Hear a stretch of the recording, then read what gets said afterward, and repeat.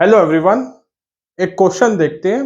Electrostatics की field से related है। एक अच्छा क्वेश्चन है। एक टिपिक मतलब कंसेप्चुअल क्वेश्चन बनाने की बहुत अच्छी कोशिश करी है ऑथर ने। ठीक है, क्या कहता है? 5 identical charges kept at the 5 vertex of regular hexagon पर है। Match the following two column, column 1 ये और कॉलम 2 ये। ठीक है, कॉलम 1 लिख देता हूं मैं और कॉलम सेकंड, इनको मैच करना है।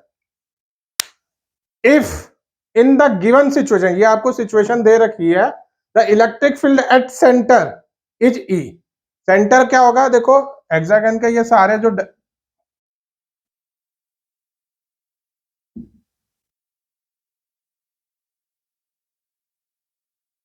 ठीक है, उस पे इस गिवन सिचुएशन पे ई है। सबसे पहली बात याद रखो, रेगुलर हेक्सागन में सारी लेंथ है, जैसे ये ए है तो ये भी ए है, ये भी ए, ये भी ए, ये भी ए, ये भी ए, ये भी ए, ये भी ए, सब ए। अगर हम इस सिचुएशन में देखते हैं, इस सिचुएशन में उसने बोल रखा है सेंटर पे वैल्यू कितनी है? ई है।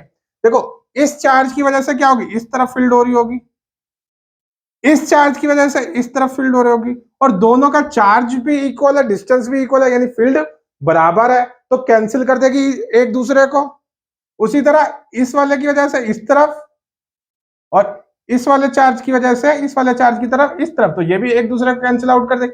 यानी मेन सिर्फ एक चार्ज की वजह से जो फील्ड इस तरफ होगी, एक चार्ज की वजह से, अगर मैं इसको ए ले लूं, ए ले लूं, ए ले लूं, ये ए हो जाएगा, सब ए आ जाएंगे। तो उसने कहा कि ई है, ई है, यानी ई की वैल्यू कितनी होगी? 1/4πε0 Q charge by A square. इतनी बात वो क्वेश्चन में कह रहा है। अभी क्वेश्चन यहां तक। अब क्वेश्चन में कह रहा है if the charge at B, charge B कहां पर है भाई? ए ये रहा, बी ये रहा, इसको रिमूव कर दूं, अगर इसको रिमूव कर दूं, ठीक है, देन इलेक्ट्रिक फील्ड बिकम, हमारी इलेक्ट्रिक फील्ड कितनी होगी? अगर मैं इसको रिमूव कर दूंगा, ये दोनों चार्ज तो एक दूसरे को कैंसिल आउट कर रहे हैं, फिर इसकी वजह से फील्ड ये और इसकी वजह से फील्ड ये। देखो इसमें क्या होते हैं, ये सारे जो होते हैं ना, 1 2 3 4 5 और 6, ये सारे एंगल कितने होते हैं? 60 डिग्री के बनते हैं। तो आपने ये बी वाला रिमूव कर दिया, बी वाला रिमूव कर दिया, आपके पास कितने ये चार्ज बने, इसका और इसका क्या हो जाएगा? एक दूसरे का कैंसिल आउट हो जाएगा।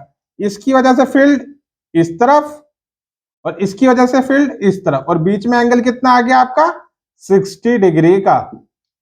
अगर आप आर का फॉर्मूला लगाते हैं, R is equal to under the root A square plus B square plus 2ab cos of theta, ये वाला फॉर्मूला लगाते हैं, तो यहाँ पे क्या होगा? सबकी वैल्यू, हर इसकी वजह से भी ई, इसकी वजह से भी ई, अभी आपको बताया, यानी ई का स्क्वायर प्लस ई का square plus 2e into E cos 60, cos 60 की वैल्यू कितनी होती है? हाफ होती है, अंडर द रूट ये वैल्यू आ गई, यानी ई स्क्वायर तो हम कॉमन निकाल लेते हैं, यानी ई आ जाएगा। यहां पे क्या बच जाएगा? 1+1 +2 इंटू में क्या होगा? हाफ, यानी कितना होगा? ये √3, यानी √3e। पहले सिचुएशन में हमारी इलेक्ट्रिक फील्ड कितनी आएगी? यानी ए किसके साथ जाएगा? एस के साथ जाएगा, √3 टाइम्स ऑफ ई। ए किसके साथ जाएगा? एस के साथ जाएगा। ठीक है, अब दूसरी सिचुएशन कह रहा है, दूसरी सिचुएशन में क्या कह रहा है? If the charge at C is remove, ठीक है ना। अब सी वाला रिमूव करते हैं,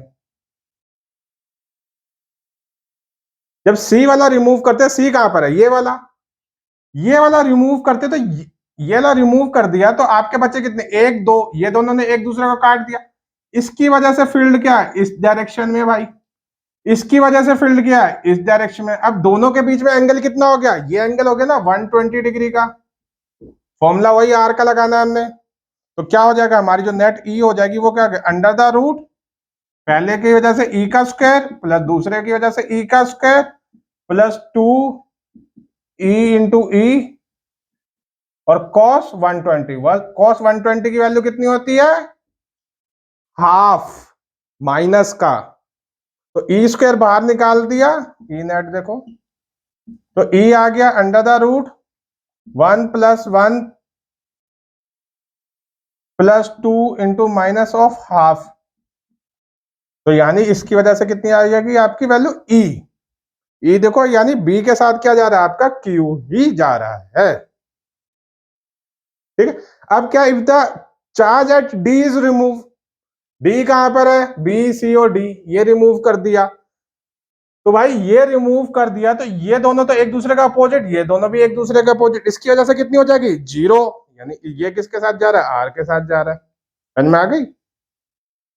डी की इफ बी और सी दोनों रिमूव कर दिया, बी भी रिमूव कर दिया, सी भी रिमूव कर दिया, ठीक है ना। अब देखो ये थोड़ा, अगर सिंपल अकेले में आ जाता तब थोड़ा, अभी तो हम लगा देंगे 2e। अब हमने क्या करा, बी एंड सी, यानी ये वाला चार्ज भी रिमूव कर दिया, ये वाला चार्ज भी रिमूव कर दिया, यानी अब इसकी वजह से तो इस डायरेक्शन में आ गई, इतनी बात समझो। इसकी वजह से क्या हो गई, इसको बिंदु बना,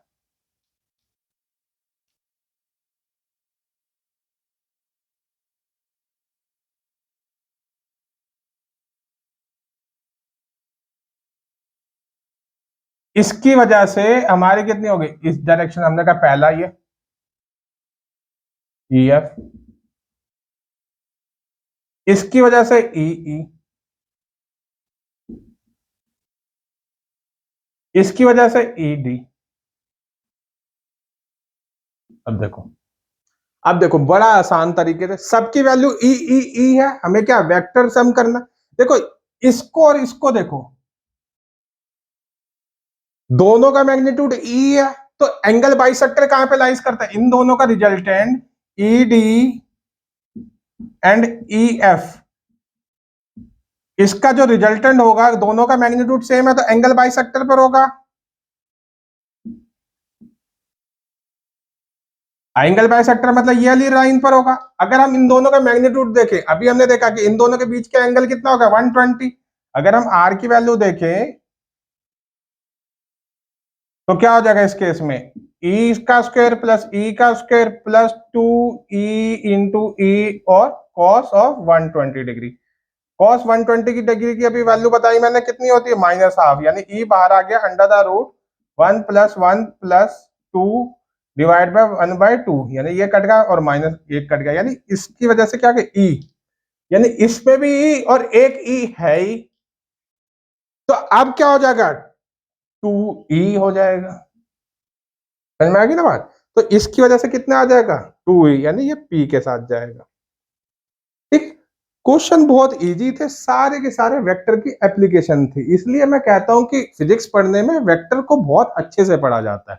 ठीक है, नेक्स्ट क्वेश्चन में मिलते हैं।